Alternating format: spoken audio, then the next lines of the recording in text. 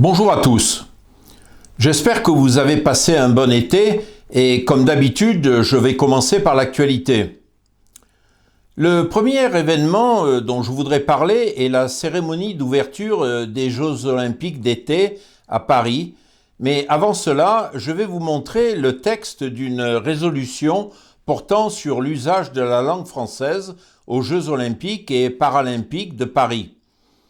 Il s'agit d'un texte qui fut adopté le 2 mai 2024 par l'Assemblée nationale française, c'est-à-dire la Chambre des députés ou encore le Parlement français.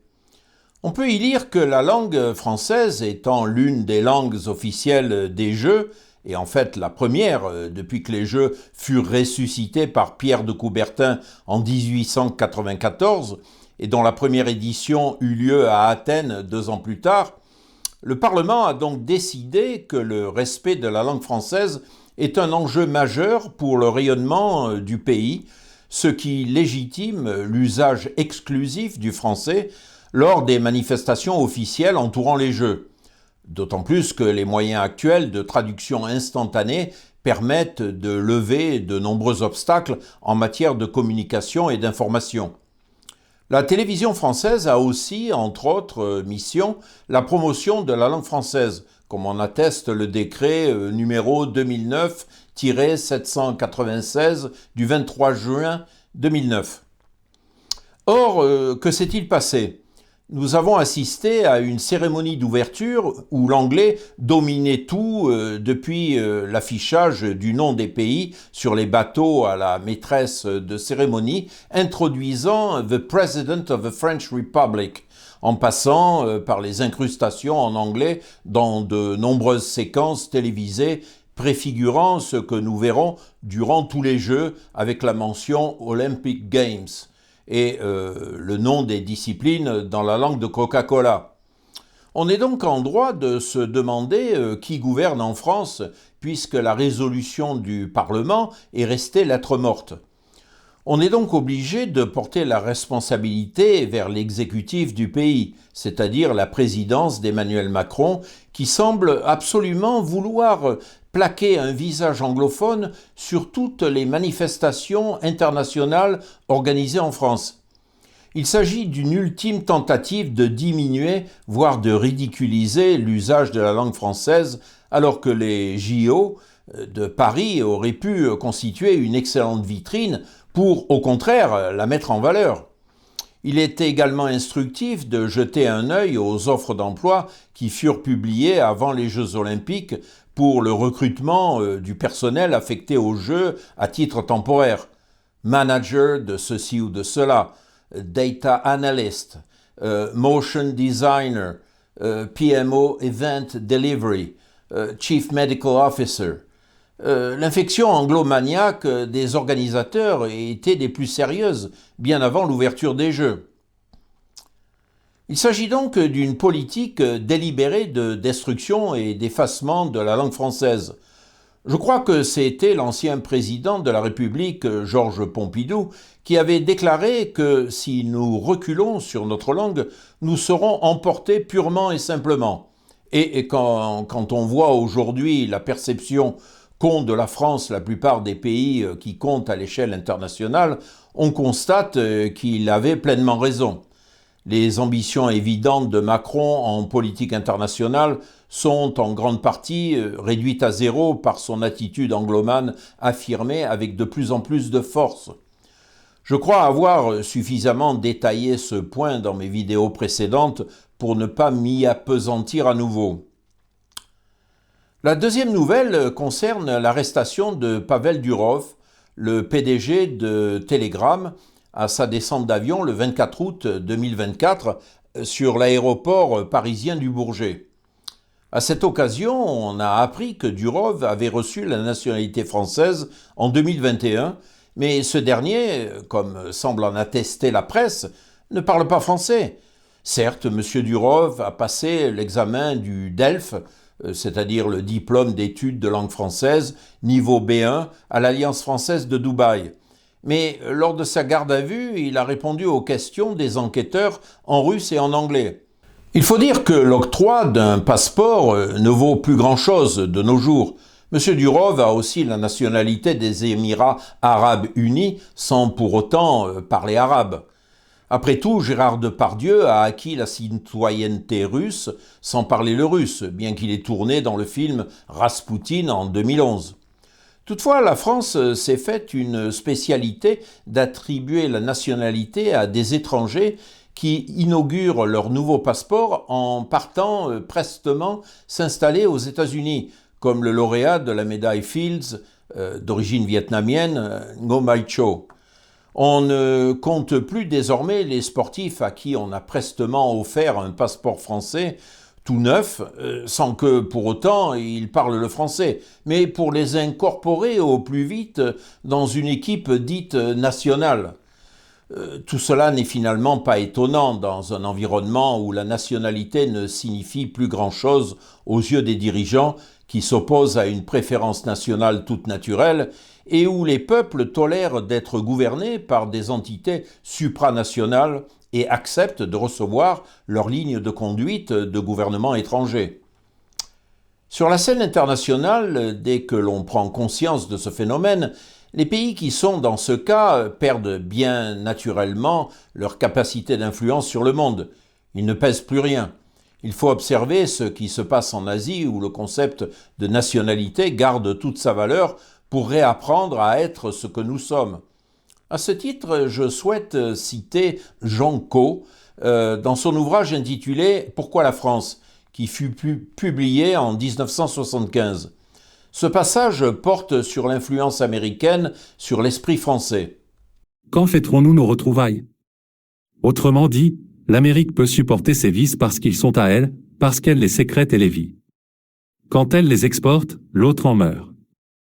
Souvenons-nous de l'eau de feu qui abrutit les Indiens. L'influence américaine est de la qualité de cet alcool.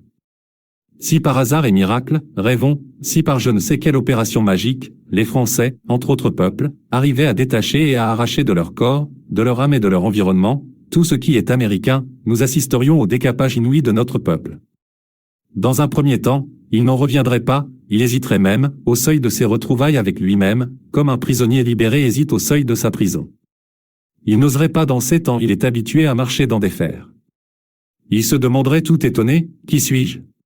Puis il se tâterait, ausculterait ses traits dans un miroir et pousserait un cri de joie, moi-même.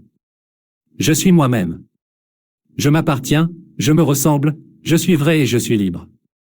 Hélas. De tout son poids, le colonialisme américain pèse sur nos volontés et vouloir être français n'est guère bien vu. Pour en revenir à M. Pavel Durov, il ne faut pas trop s'inquiéter pour lui. Et le dénouement judiciaire de cette affaire ne fera certainement pas la une des journaux, puisqu'on apprenait aussi que les Émirats arabes unis avaient complètement gelé la mise en œuvre d'un contrat d'achat de 80 avions de combat à la France suite à l'arrestation de M. Durov. Mais il ne s'agit plus ici d'une question linguistique concernant le français ou l'arabe. La troisième nouvelle concerne l'Ukraine.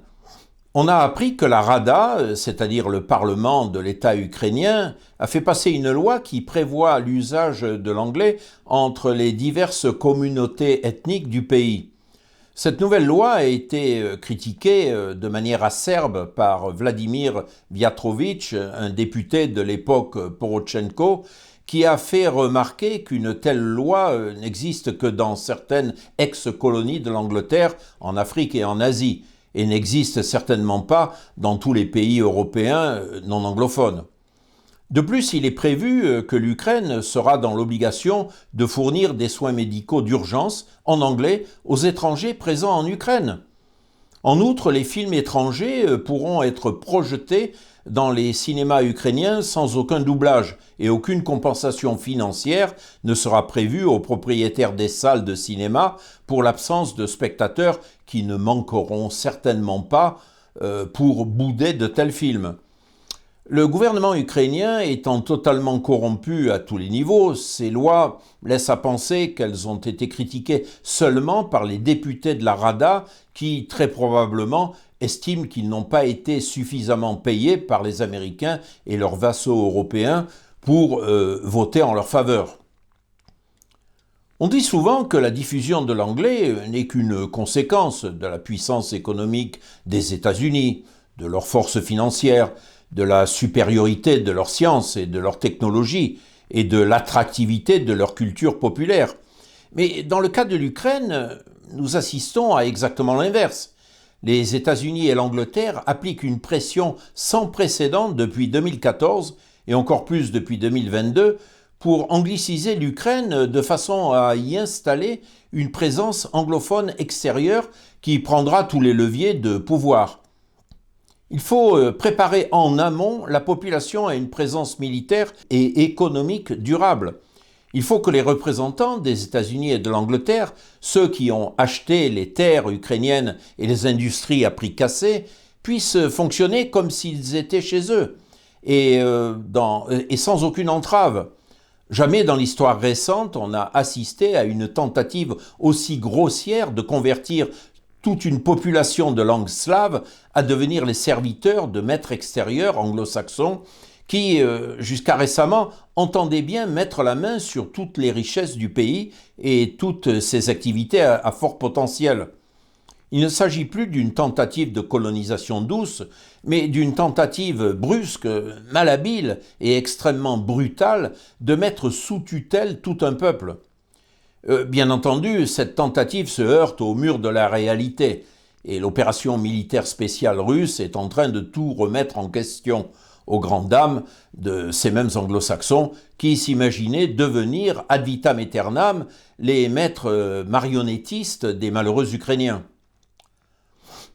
Toutefois, si on examine ce qui s'est passé depuis la chute de l'Union soviétique au tout début des années 90, il y a de fortes similitudes. Dès 1991, les États-Unis établirent des têtes de pont en Europe de l'Est pour accélérer l'adhésion de ces pays à l'OTAN et à l'Union européenne, qui est la face civile de l'OTAN, qui en est la face militaire. Ainsi, les corps diplomatiques de tous ces pays qui, à l'époque, utilisaient encore le français comme langue diplomatique dans toutes les circonstances professionnelles, les amenant à échanger avec des étrangers ne parlant pas leur langue, tous ces gens-là furent renvoyés pour être immédiatement remplacés par des hauts fonctionnaires anglophones grâce à des programmes d'enseignement accélérés. De plus, les programmes phares et TACIS, qui furent le prélude à la prétendue modernisation et démocratisation de ces pays, furent publiés exclusivement en anglais, le tout assorti d'incitations financières très importantes pour achever de convaincre les récalcitrants. Tout cela a coûté très cher à la fois aux Européens, mais pas aux États-Unis, dans la mesure où ils ont fait marcher la planche à billets, puisque à l'époque, la domination du dollar n'était encore contestée par personne. Il est clair qu'en se détournant du dollar, la Chine, la Russie et le reste des BRICS veulent éviter la réédition de telles OPA hostiles sur de nouveaux pays. Par OPA, j'entends offre publique d'achat, comme on le fait avec les sociétés industrielles. Les marionnettistes respectent-ils les marionnettes qu'ils manipulent une fois qu'ils speak white, comme le disaient si bien les Canadiens anglais aux Québécois il n'y a pas si longtemps encore? Je vous propose ici une petite récréation qui vous donnera une idée de ce que pensent les anglophones natifs de ceux qui veulent les singer. Prêtez attention, s'il vous plaît. So, what's new, let's meeting là? Bon, rien quoi, on a brainstormé sur le next step du planning. Mais tu sais quoi, non mais tant qu'on n'aura pas boosté le networking des new markets, on est battu. Et bien sûr, tu fais le sponsorship du background, là tu peux impacter le lifestyle des millennials. Mais sautrou. Ah, bonjour le français. Vous avez compris de quoi il parle? Moi non plus. Si vous avez le malheur de travailler dans un bureau qui essaie désespérément d'être plus corporate, vous êtes forcément confronté à ce vocabulaire très spécifique. Le business English. Autrement dit, l'anglais de connard. Eh ça va ouais? Non mais oh, C'est qui lui? la Saul. Aujourd'hui, dans n'importe quel bureau en France, le business English est partout. C'est comme un virus qui transforme n'importe qui en zombie du bureau. Ah, hello Sandrine. Eh, n'oublie pas le call à 15h parce qu'il y a le boss qui va nous faire son feedback sur le workshop. Attends, tu veux dire qu'il y aura un appel et que notre chef va nous faire son retour sur notre atelier?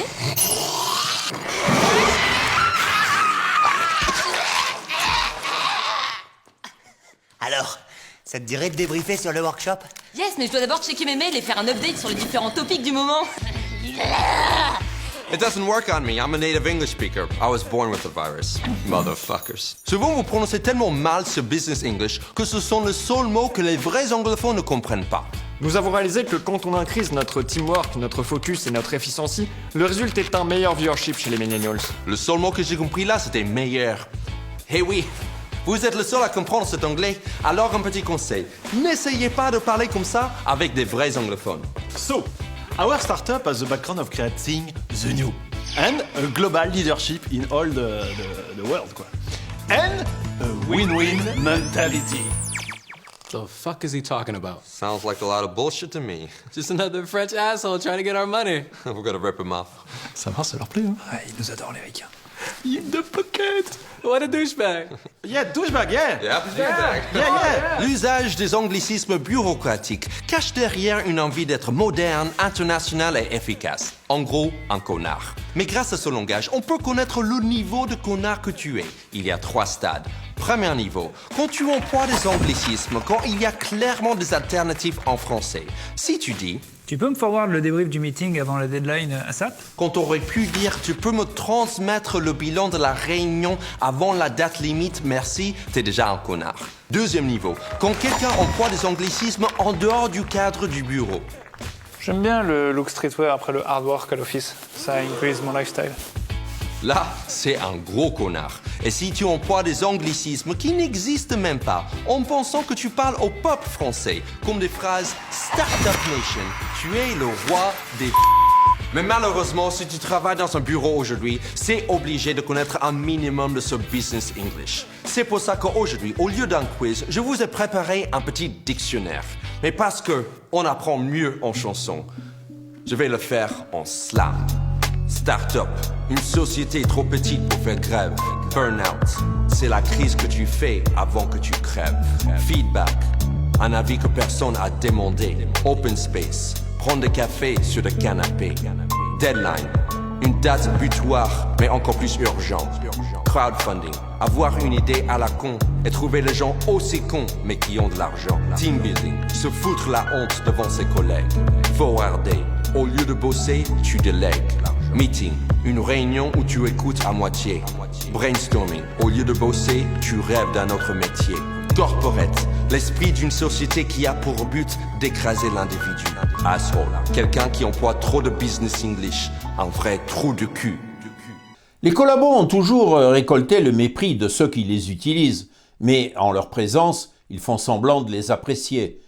Un peu plus surprenant est le fait que ceux qui veulent combattre le rançonnement économique et les chantages états-uniens, l'espionnage anglo-saxon, la colonisation culturelle, le lavage de cerveau idéologique, le vol pur et simple de concepts brevetés, les OPA hostiles, etc.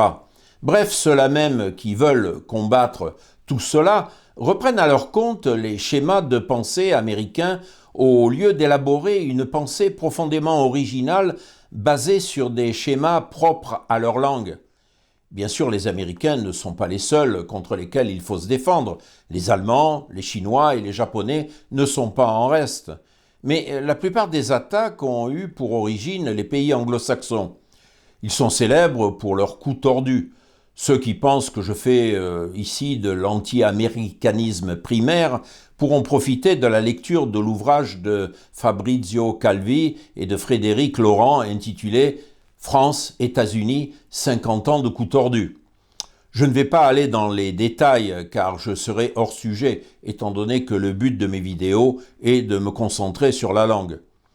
Or, comme je l'ai dit, le développement d'une pensée originale ne peut se faire qu'avec des outils conceptuels originaux que l'on maîtrise totalement.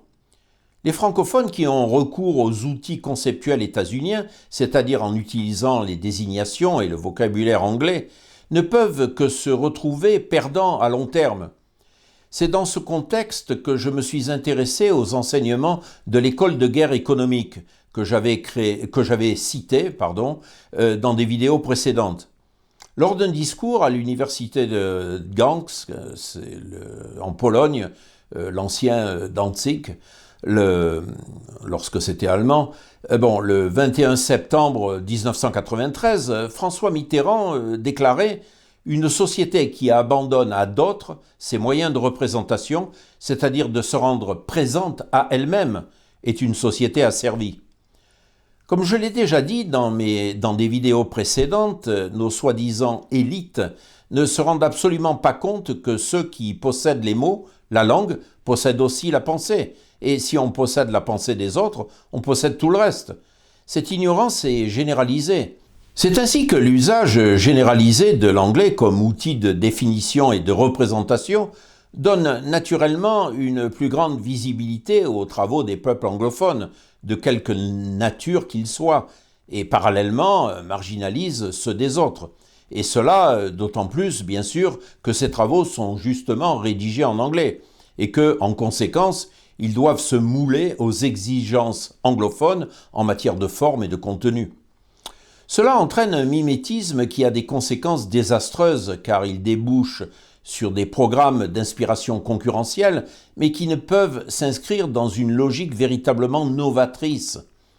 Tant que les chercheurs étrangers accepteront consciemment ou inconsciemment cette infériorité intrinsèque en ayant recours à l'anglais comme outil de description de leur travail, ils apparaîtront en sous-traitant de la recherche anglo-américaine et ne pourront jamais combattre véritablement ce qu'ils sont en mesure de reprocher aux sociétés anglo-saxonnes. Or, les professeurs et les chercheurs de l'école de guerre économique sont totalement alignés sur la pensée anglo-saxonne, particulièrement la pensée américaine, comme on va le voir. En fait, la création de l'école de guerre économique elle-même fut largement inspirée par l'examen de mécanismes semblables qui furent créés dans certaines universités américaines pour combattre les coups tordus des Japonais et des Chinois, qui eurent et ont encore une emprise considérable sur l'économie américaine. Avant de continuer, je veux absolument me faire bien comprendre. Voilà ici un collectif d'auteurs qui portent sur la diversité des langues et des représentations cognitives. Si on jette un œil au 4e de couverture, on peut y lire et comprendre que chaque langue engendre des représentations cognitives différentes. Bien sûr, elles ne sont pas irréductibles à la traduction, qui est en principe toujours possible, mais elles émergent naturellement du génie de la langue elle-même. C'est ce facteur qui est à prendre en compte et qui explique, mais pas totalement bien sûr, la supériorité russe écrasante dans son conflit actuel avec l'Occident collectif. Qu'il s'agisse de stratégie militaire, de poursuite d'objectifs qui ne sont toujours pas clairs pour l'alliance otanesque, qu'il s'agisse de recherche et de mise au point de nouvelles armes et de leur utilisation, les Russes fonctionnent à 100% dans leur langue, ce qui aboutit nécessairement non seulement à une grande cohérence, mais à une originalité et une créativité que l'Occident collectif n'arrive pas à concurrencer.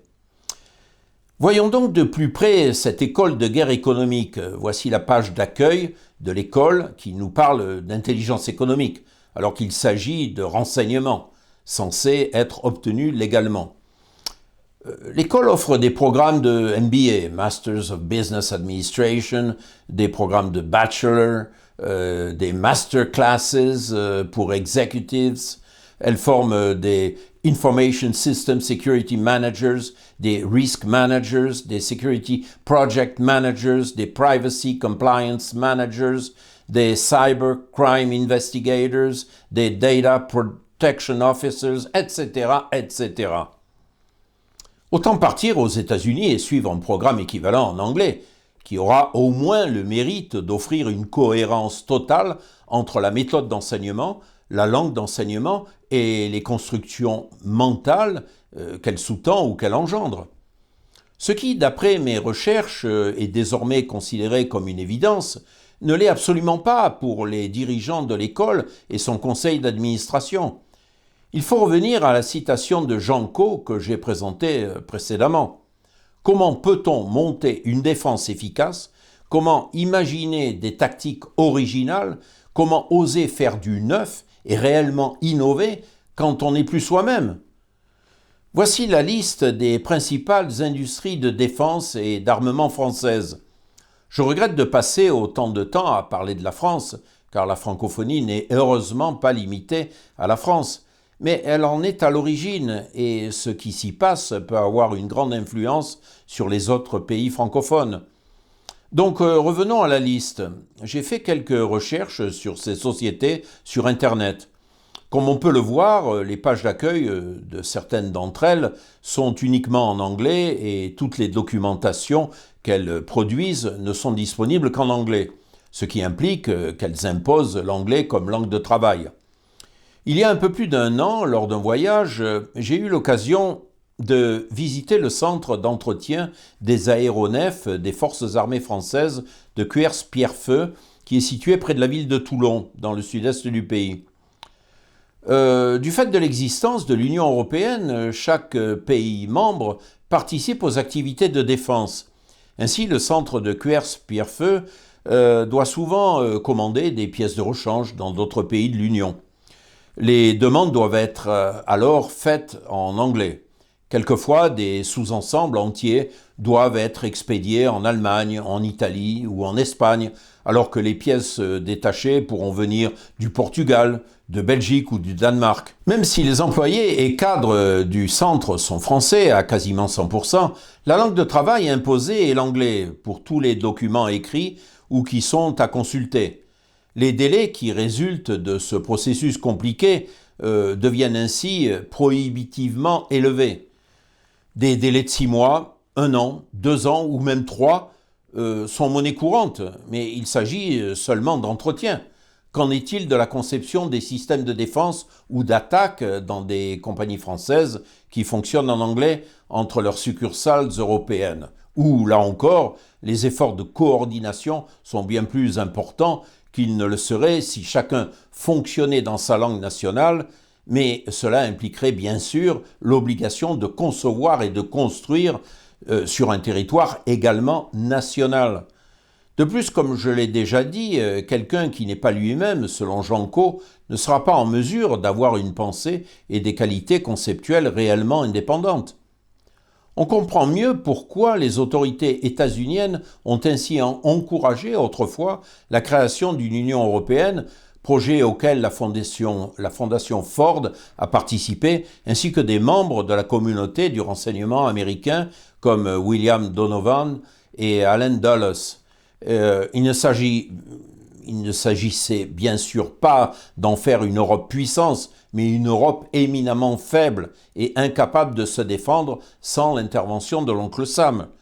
Il fallait que l'Europe paye pour sa servitude, puisque chaque État européen doit payer pour sa vassalité à l'OTAN. Ce projet a remarquablement réussi. Le conflit Russie-Ukraine est également très révélateur dans la mesure où il a offert un superbe exemple de la créativité russe en matière d'armes nouvelles et d'adaptabilité à combattre en Ukraine une coalition de plus de 50 pays qui y ont envoyé le meilleur de leur équipement pour écraser la Russie. Je dois préciser ici que je n'ai aucune préférence pour l'une ou l'autre des parties au conflit, mais il est évident qu'une armée qui fonctionne dans une seule langue, qui est formée dans une seule langue, qui utilise de l'équipement conçu par des ingénieurs qui partagent la même langue et qui crée de l'équipement offensif et défensif à partir d'une créativité nullement bridée par l'obligation d'utiliser des représentations cognitives étrangères, eh bien une telle armée, aidée bien sûr par une économie et des capacités industrielles fortes, sera automatiquement supérieure en efficacité. L'équipement militaire fourni aux Ukrainiens par les Occidentaux a été abattu, détruit, pulvérisé. À ce jour, je n'ai vu nulle part une telle analyse dans les articles de presse qui m'a été donné de lire. Enfin, Hitler voulait également faire l'Europe à sa manière, mais son échec était plus facilement prévisible que le projet américain qui aura eu quand même le mérite de tenir pendant plus de 60 ans, même si beaucoup d'observateurs pensent que l'essentiel de l'existence de l'Union européenne demeure plus dans le passé que dans son avenir. L'usage de l'anglais est-il toxique en Turquie ? Il s'agit ici d'une autre nouvelle qui mérite d'être mentionnée et qui est l'attaque de Marines à Izmir par la population turque. Ces soldats étaient affectés à un navire militaire américain qui avait fait escale à Izmir, ou en français on pourrait dire Smyrne, et qui était parti donc emborder en ville. Or, un marin ou un soldat américain en civil ne peut pas être immédiatement distingué physiquement d'un Turc. Mais les soldats agressés ont pu être facilement identifiés du fait qu'ils entendaient se faire comprendre dans la population en parlant anglais avec un accent américain. On a beaucoup parlé des 800 et quelques bases militaires américaines qui sont réparties un peu partout dans le monde, essentiellement en Europe, autour de la Chine et sur le flanc sud de la Russie. Et beaucoup d'acteurs politiques dans les pays où elles sont installées se posent la question de la méthode pour que les Américains les abandonnent. Or, on sait que si un gouvernement tente de faire partir les Américains par la porte, ils reviendront par la fenêtre, après moult intrigues, coups d'État et révolutions colorées. La raison officielle de leur présence est la protection des pays où ils se sont installés. Protection de la Corée du Sud contre la Corée du Nord, qui est pourtant composée du même peuple. Protection du Japon contre les méchants Chinois. Protection de l'Europe contre l'ogre russe, etc. En fait, le crime organisé utilise la même approche avec les discothèques, les boîtes de nuit et les prostituées. Les boîtes de nuit, qu'on appelait autrefois cabarets, pour fonctionner en toute tranquillité, payent l'équivalent d'un impôt à la mafia locale. Sinon, elles ont les pires ennuis, rixes et dégradations du matériel qui coûtent plus cher que ce que la mafia réclame. Quant aux prostituées, elles se voient contraintes de donner une partie de leurs recettes à leurs souteneurs. Si elles refusaient, elles rencontreraient, elles aussi, les pires ennuis et se feraient tabasser par les voyous. C'est tout à fait la méthode états-unienne à l'étranger. Prenons l'exemple de la base américaine de Kadena, qui se situe dans le Pacifique, à Okinawa. Comme les autres bases militaires américaines qui se situent au Japon, leur fonction officielle est de protéger en échange d'un financement du gouvernement japonais qui règle quasiment 100% de leur budget depuis au moins 20 ans. Toutefois, les Américains ont l'incroyable culot de déclarer que l'activité de la base concourt au maintien de l'économie locale à hauteur de 700 millions de dollars par an. À Okinawa, la base de Kadena emploie 18 000 Américains et 4 000 Japonais, dont la présence est indispensable pour les approvisionnements, la coordination des exercices militaires et la collecte de renseignements. Les proportions sont à peu près les mêmes en Corée du Sud, avec les bases de Kunsan et d'Osan, par exemple. La présence de collaborateurs japonais ou de Coréens, militaires et civils, qui parlent bien sûr tous anglais, est cruciale au bon fonctionnement de ces bases, car ils sont la seule interface avec les structures américaines composées de soldats et d'officiers unilingues qui vivent dans ces bases comme s'ils étaient chez eux. Si les collaborateurs locaux du jour au lendemain refusaient de parler anglais, mais seulement dans leur langue sur leur propre territoire, les activités des bases seraient totalement paralysées et les Américains se verraient contraints d'en partir en moins de 2 mois. Enfin, je dois mentionner l'existence d'un opuscule sur l'écriture inclusive édité, tenez-vous bien, par l'OTAN. Au début, j'ai cru qu'il s'agissait d'une plaisanterie, mais non. Le document est bien authentique et l'Organisation du traité de l'Atlantique Nord a l'ambition de nous apprendre à écrire. Si l'on ne s'en doutait pas déjà, l'émergence de l'écriture inclusive s'est bien faite aux États-Unis, tout comme la féminisation des fonctions qui, traditionnellement, utilisent en général le genre neutre, qui en français, comme on le sait, correspond au masculin. Eh bien, il y a ici une preuve établie de corruption du langage, sinon de corruption de l'esprit du langage, qu'on essaye ainsi, artificiellement, d'arracher à sa base anthropologique et à son creuset historique. C'est du jamais vu en Europe et cela n'est pas sans rappeler la tentative américaine de réformer le système d'écriture japonais après la défaite du Japon en 1945, lorsque l'équipe MacArthur voulut imposer l'usage de l'alphabet latin pour la scolarisation des enfants japonais. Et cela nous introduit naturellement au sujet que je voulais traiter aujourd'hui, qui est la subversion par le langage, et auquel la néologie peut contribuer. La néologie, c'est la création de nouveaux mots dont nous pouvons avoir besoin. En premier lieu, je voudrais citer le livre d'Ivan Karpelziev intitulé « La guerre des mots » et aussi « La désinformation par les mots » de Maurice Pernier, qui est un réquisitoire aussi cruel que pertinent sur l'usage admis de certains vocables, une fois ces derniers passés à la moulinette du politiquement correct. Pernier a d'abord réfléchi à la guerre verbale dans les médias occidentaux pendant les sécessions yougoslaves, où l'on assista à des manipulations sémantiques frappantes et encore très actuelles, et il donne une liste des mots principaux du vocabulaire politique contemporain, étudiés dans leur signification explicite et implicite. Le livre de Pernier est un bon outil de décryptage idéologique, mais le lien avec l'ouvrage de Karpelziev s'arrête là. Le livre de Pernier a été bien diffusé, tandis que La guerre des mots était jusqu'à récemment non seulement introuvable dans les librairies classiques, mais n'était souvent même pas référencé par les principales librairies en ligne, et son auteur ne l'est guère plus sur la toile. Son éditeur, les éditions de La Forêt, demeure presque inconnu des réseaux de distribution classiques.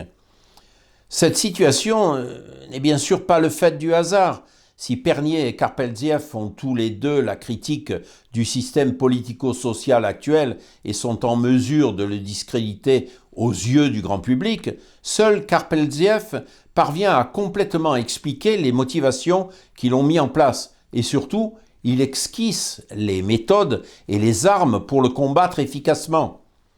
Karpelziev est donc un auteur dangereux pour le système, puisqu'on ne peut le museler pour délit d'opinion. L'ignorer demeure donc la meilleure solution. Karpelziev s'attarde sur l'altération du langage, car qui domine le langage possède la clé du conditionnement des peuples. Karpelziev va cependant beaucoup plus loin. Tandis que l'on déplore la régression de la langue française en France même, il lie ce phénomène à une guerre souterraine subversive qui permet enfin d'expliquer des faits qui ont fait l'objet d'innombrables communications, d'articles et d'ouvrages. Il suffit de posséder un minimum de culture générale et de sens critique pour observer quotidiennement autour de soi un délabrement accéléré de la langue française et de son usage sur son terreau originel. On assiste à une impressionnante régression linguistique qu'on pourrait qualifier, sans fausse exagération, de retour à la barbarie. Ce phénomène ne se limite pas aux frontières de l'Hexagone et affecte aujourd'hui les langues de la plupart des pays dits développés. Rendre à notre civilisation sa juste place et son rayonnement dans un monde devenu malade de machinisme et de matérialisme purement alimentaire, qui n'a plus de civilisé que le nom, cela devient une priorité absolue. Encore faut-il comprendre les causes de l'évolution actuelle du langage, dont l'anglomanie débridée n'est seulement qu'une des caractéristiques parmi les plus remarquables. Cette recherche n'est pas en elle-même politique. Cependant, lorsqu'on la conduit, on constate qu'elle interfère inévitablement avec le domaine de la philosophie politique et de l'idéologie, non pas dans son sens dévoyé de programme électoral extrémiste, mais dans son sens premier de conception politique du monde. Il importe d'en être averti afin d'éviter toute confusion. Si la recherche n'est pas par essence politique, refuser ses implications avec le monde de l'idéologie serait l'avouer par avance à l'échec. Ainsi, Karpelziev ouvre d'emblée une dimension dont ne sont pas conscientes la plupart des associations qui ont pour vocation la défense des langues nationales, car la langue française est, comme il a été dit précédemment, loin d'être la seule affectée. En France, le rôle d'institutions telles que la délégation générale à la langue française ou la francophonie semble être avant tout de gérer le déclin de la langue plutôt que de provoquer des controverses susceptibles d'amorcer son redressement par le biais de réactions salutaires. La dimension géopolitique du problème linguistique est également ignorée des spécialistes de la communication, tels que Dominique Volton du CNRS ou des chercheurs en sociolinguistique, tels que Louis-Jean Calvet ou Robert Chaudenson, qui est d'ailleurs décédé en 2020, et d'une manière plus générale par la chapelle des spécialistes officiels et des experts de tout poil mis en place et accrédités par le système. Seuls les espérantistes et leurs sympathisants, qui ont de loin devant tous les autres la réflexion la plus avancée sur les langues, semblent se situer sur une démarche similaire et pressentent les motivations de ceux qui nous font la guerre des mots. Avant de rentrer dans le vif du sujet le mois prochain, je tiens à rappeler à mes auditeurs que le rôle des institutions est souvent de conforter des situations absurdes. Il suffit de constater que c'est bien la Délégation générale à la langue française et aux langues de France qui est directement responsable de l'affichage en anglais uniquement de la composition de tous les produits cosmétiques et d'hygiène personnelle sur leur emballage, en France même. De la même manière, on peut difficilement s'attendre à ce que la francophonie institutionnelle ponctionne ses maigres budgets pour financer des cours d'anglais, à ceux-là même auprès desquels elle fait la promotion du français comme langue internationale. Paradoxalement, c'est pourtant bien le cas. J'en avais parlé dans une vidéo antérieure. Le système actuel minimise le rôle de la langue, qu'il réduit à un simple code de communication, alors que la langue relie l'individu à travers l'espace et le temps à un peuple indissociable d'une culture et d'un système de valeurs incompatibles avec les êtres déracinés, manipulables, taillables et corvéables à merci, dont le système a désormais besoin. De la même manière, il ne faut pas s'étonner de l'acharnement des tenants du mondialisme contre les paysans qui, attachés à la terre et à un système de valeurs simples mais sûres, sont là pour rappeler, plus particulièrement aux citadins, quelques vérités premières et maintiennent des adhérences qui gênent les adaptations qu'on veut leur faire subir. La guerre indirecte est par bien des égards beaucoup plus ignoble que la guerre conventionnelle. La guerre conventionnelle se déroule au grand jour et les protagonistes affichent clairement leur but. Si elle fait des morts, elle laisse en général intacte la capacité du vaincu à se régénérer. La liberté d'esprit du vaincu l'aidera à regagner sa liberté tout court. En dégradant la batterie d'outils dont l'homme se sert pour penser, la guerre indirecte, en quelques décennies, nous fait reculer de plusieurs millénaires. La spécialisation des diverses composantes de la société, l'existence d'infrastructures efficaces créées par les générations qui nous ont précédés, l'abondance d'outils et de machines spécialisées, ainsi que l'inertie inhérente aux systèmes sociaux et aux économies nationales, dissimulent la régression moderniste. Si de nombreux observateurs remarquent qu'il y a effectivement régression, ils pensent généralement qu'elle est temporaire et que le système se corrigera de lui-même avec le temps. Le concept de progrès indéfini, surtout basé sur le développement des techniques, est tellement ancré dans les consciences qu'on ne voit pas que, dans un premier temps, une société peut effectivement régresser tout en conservant les acquis de sa technologie, mais que dans un deuxième temps, cette technique, son insertion dans le tissu social et les sciences sur lesquelles elle est basée régresseront à leur tour inéluctablement.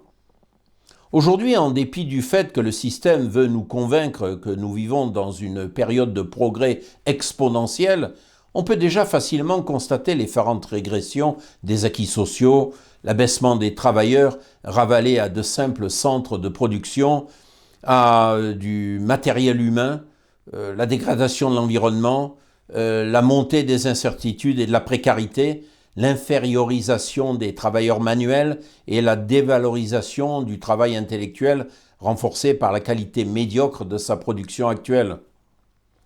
La guerre indirecte et la subversion du système politico-social ont été d'autant plus faciles que les soi-disant élites sont crispées sur leurs privilèges et se sont elles-mêmes verrouillées au sein d'une caste d'héritiers et de privilégiés pratiquant une endogamie absolue.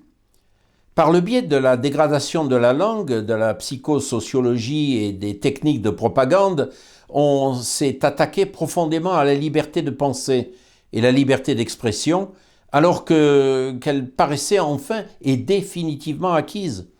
On cherche à lobotomiser les individus et à les reprogrammer au profit d'une caste dont l'existence est illégitime, elle-même au service d'un empire moralement indéfendable et financièrement en faillite. Voilà qui conclut ce que j'avais à dire dans cette vidéo 37 qui souligne que si nous ne connaissons pas notre passé, notre avenir ne pourra qu'être sombre. En fonction de notre passé et de ce que nous fûmes, nous saurons facilement quoi faire pour être à nouveau nous-mêmes. J'invite bien sûr mes auditeurs à se procurer mes bouquins s'ils ne les ont pas déjà lus. Mon but est toujours d'ensemencer les esprits.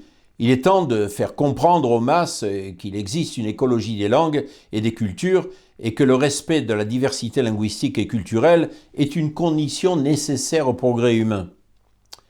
En attendant, pensez à soutenir Impératif Français en devenant membre et en faisant un don à cette organisation qui vous alerte sur les dangers de la situation actuelle. Abonnez-vous à la chaîne, diffusez et rediffusez sans modération ce que vous entendez et lisez sur le site. Bonne fin de journée à tous.